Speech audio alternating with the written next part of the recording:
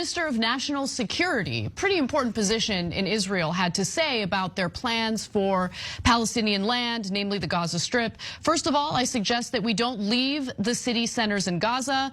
That's the first thing. The second thing I suggest, and I say this in the most explicit way, occupy Gaza and stay there. What can and should be done is the voluntary migration plan, a plan of encouragement that will allow them to leave. At that point, the anchor asks Ben-Gvir if he's willing to expel them, which is a little different from voluntary migration.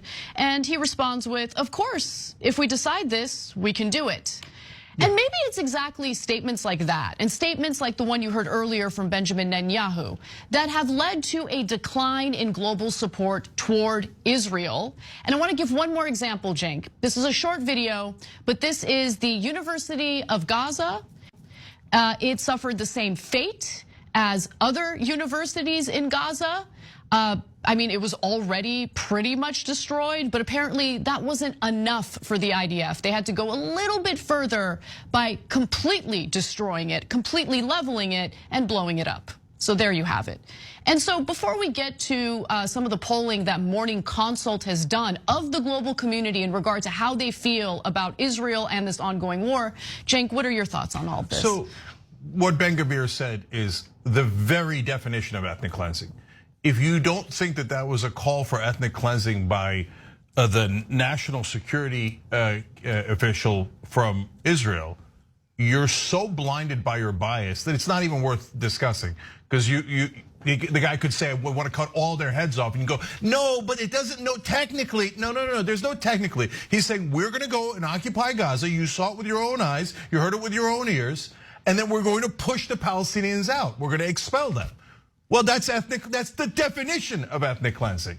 So, okay, you know what the intention of the right-wing government of Israel is. There's no question about it. Anybody can do propaganda. You can do propaganda all day long if you like. And you go, oh no, Hamas made Israel ethnically cleanse 2 million civilians. You can say any BS you like. There's no lack of clarity there at all. And Netanyahu was clear, from the river to the sea.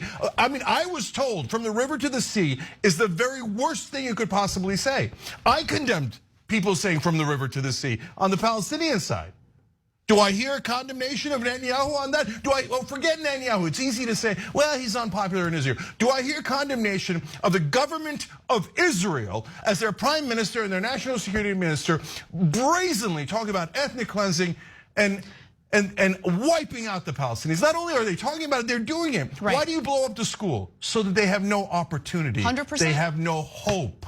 And are the defenders of Israel going to pretend that that was an accident? Because they say, 24,000 people killed, all accident. The terrorists killed civilians on purpose.